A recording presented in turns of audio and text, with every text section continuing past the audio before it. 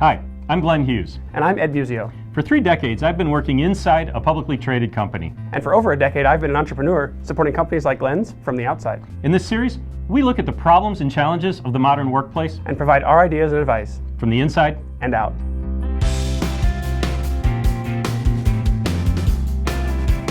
Here's one of the eternal questions that ranks right up there with the chicken or the egg, or why did the chicken cross the road?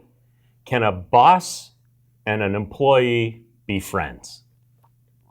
Well, on the one hand, some people make most of their social contact at work. Mm-hmm. But I want to ask a different question first, which is, what do you mean by friends? Do you mean friends like friends who are the godfather of each other's children, lend each other money? Do you mean friends like friendly when they say hi when they see each other in the hall? What do we mean by friendship here?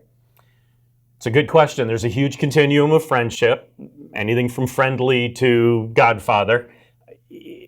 I think the way the question is usually posed is, what are the boundaries from a manager to employee? And particularly, if I was a colleague promoted to manager, how much of a relationship can I establish?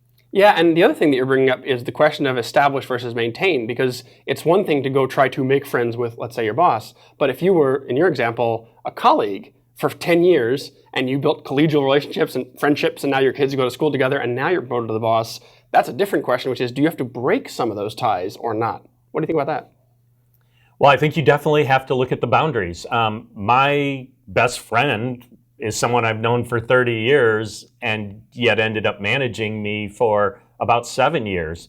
And it was never uncomfortable, but I knew he was my boss, right? So I never tried to get inside information or leverage a relationship, and I was very conscious that other people knew I was a friend with him and they could sort of make up stories where they didn't belong if they saw any behaviors that were questionable. So I think we kept it very clean in that respect. And yet, we still went out and hung out and drank together and played volleyball together and other things. Well, it's sort of like the perception is a whole other problem too, which is you can say, well, we already are friends, and that's a perception problem, so we're going to pretend we're not. But people usually detect deception, and then that's even worse because they think, well, you're trying to hide. Yeah. So you go, well, let's put it out in the open. We'll just let people know. We'll talk about the fact that we went to dinner, over the weekend together, and then people say, well, they went to dinner. There's some secret thing going on. So the perception thing is its own cloud. But even outside that, I think the boundaries thing is a big issue, because if you had turned to your friend, your boss friend, and said, can you give me the inside scoop? What's going to happen? I'm 2 weeks away from having to get my review, let's say, but I have to make a decision on this house I'm buying right now. Right. Am I getting a raise or not? That's an out-of-bounds thing, but it might not feel uncomfortable if he was a good friend. In fact, it might feel natural. Well, in my experience, more often the manager's willing to share that without being asked. And that's where, as a manager, I have to be aware that as I've come up the company ladder from individual contributor to manager to senior manager to director to senior director, boy, I feel like the same guy I was at the beginning, and I'm still a frontline friends. I have many, many friends on the front line. To them, I'm 4 levels up the food chain now. I'm closer to the top than I am to the front line.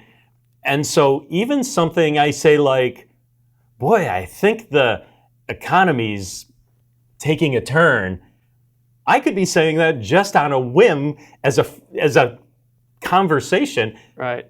You've got to make fun. They believe that I've got inside scoop. That's right. And they read a whole bunch more into that. And then they'll start asking me questions, which I might still not even be thinking, well, they're digging for. So I just have to know that there's this whole lens they're viewing me at, and that my position might lead them to believe I know more than I do, or I can do more than I do. It's a strange situation. I think I have a similar version of that, because my company does work at different levels. I'll interact directly with CEOs of large organizations and do major culture initiatives. At the same time, I'll train the trainers for instructors, which are usually lower in the organization, and I'll even do coaching, sometimes all the way down to frontline managers, and we'll teach frontline managers individual contributors. So I find myself sometimes in the same client interacting at multiple levels. And I've seen some of that too, where I'm sitting around chatting with somebody who is whatever level they're at, and I sort of some part of my brain starts to detect I'm being asked questions about what the CEO thinks because they know I was in his office, an hour ago, and this isn't a cordial relationship. This is a fishing expedition. Right. And I don't say I'm uncomfortable with it, but I think it flavors the relationship. Some people are intentional about it. I think mostly they're not. Mostly it's just they're curious and it's a natural thing. So I don't assign any malice to it, but it does sort of raise the question of could we really become friends with that as the starting point? I don't know. Well, let's ask the other question. So we've decided that managers need to be aware and establish some level of boundaries, and employees probably likewise, especially when you've come up together. And don't forget about perception. Manage that as well. Manage the perception as well. So what if I'm a new manager and I've come in and I've got a team of folks who are very friendly, they do things together, they joke together. What amount of friend or friendliness should I try to achieve, and why? Well, this is my advice to that new manager, and actually I think it's my advice to any manager, is you should be extraordinarily friendly. There's no harm being approachable. There's no harm being polite. You're the manager. They know you're in charge. You don't have to point at them and yell when you say things. Just say things nicely.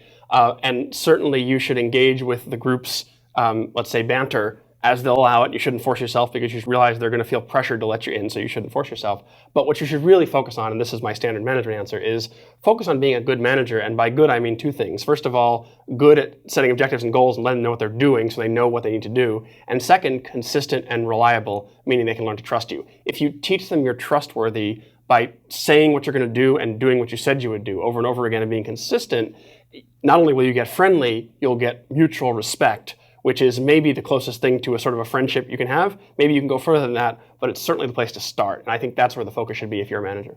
Yeah, I think that's a great point. I think having an intention to your interactions and being explicit about that intention. Beautiful. So if I am the new manager and I want to take someone out to lunch, and I just say, Ed, let's go out to lunch.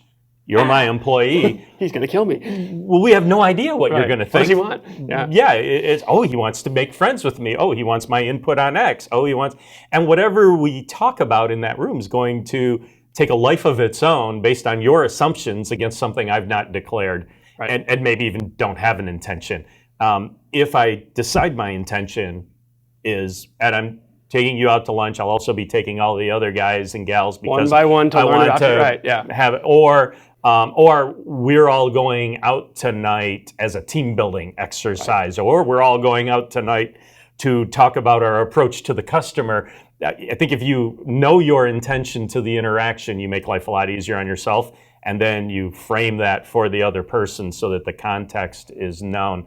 I don't think it's appropriate to ask people to help you move your furniture or other things that you would ask people to do who you have a 5 or 10 year relationship with. That's right. I think that's what you came in with is different than what you get once you're there. And I think also as a manager, you're really, the more you're overt, like you said, the better. The more you can say, this is what I'm doing, the better. And sometimes what I used to like to do as a manager is I would say, I'm your manager and I recognize that colors the conversation. So now you're all in a room together. I want some feedback from you. I want 3 things I can do better. I'm going to leave while you talk about it, and then one of you can present it to me, but I'll know it came from all of you and I won't know who, because I really want you working with each other without me too. And I think that also builds some trust. So that was always my story, and I think we've kind of talked the topic all the way down now. So the question is back to the viewers, which is, do you have a friend who's a manager? Do you have a friend who's an employee?